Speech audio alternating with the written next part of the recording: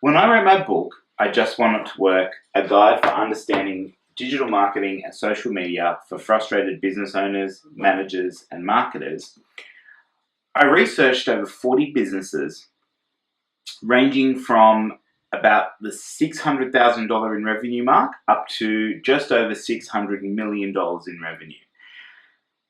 And what I found so interesting was that regardless of the size of those businesses, whether they're at the smaller end of the spectrum or the larger end of the spectrum, they had three problems in common. And those problems were money, resources, and uncertainty. It was just all at various scales and varying degrees of complexity.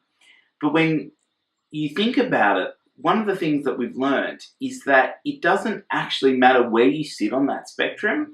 The problems when it comes specifically to their marketing, digital and social media tend to be the same. Money, of course, is relevant depending on the size of the business. It's just about the size of the budget.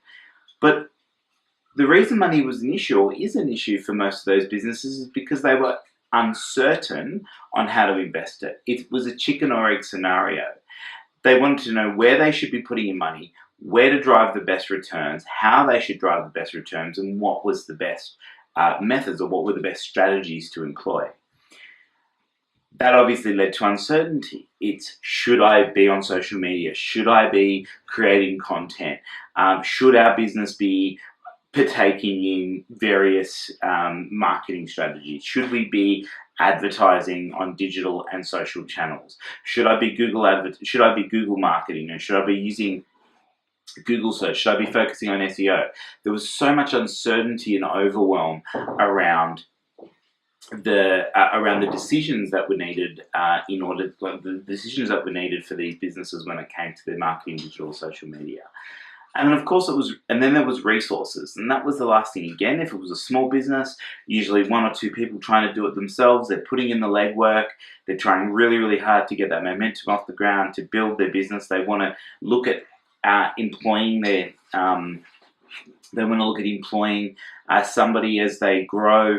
And with the bigger businesses where they have full marketing teams, so multiple people potentially, the resource issue was the same, in that they didn't either have the expertise internally, or the resources that they did have were limited to their capability.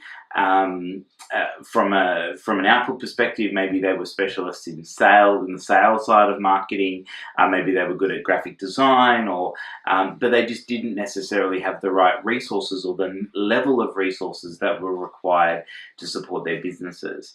So I wanted to put this out there, in that you're not alone, and that businesses all face those three problems, and at varying degrees depending on their size. What is most important is what you do about it as a business. And one of the things we work with our clients, or that we speak to our clients about, is when you look at, say, a SWOT analysis, and you do the SWOT, which is where you look at a business's strengths, weaknesses, opportunities, and threats.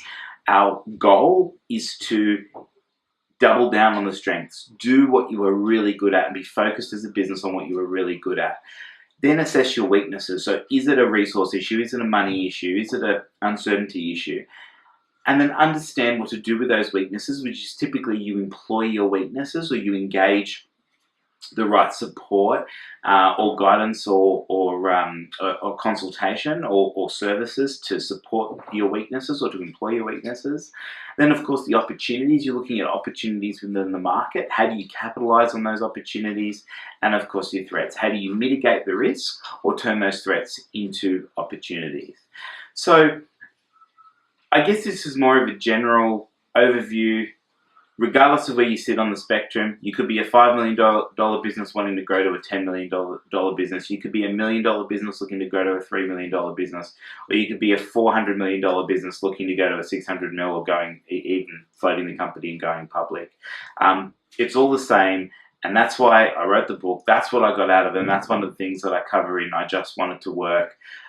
So if you're interested in learning more, and that's something that you think might be able to help in creating better decisions or driving better decisions within your organization, then feel free to grab a copy of my book or reach out to me and I'll be more than happy to help.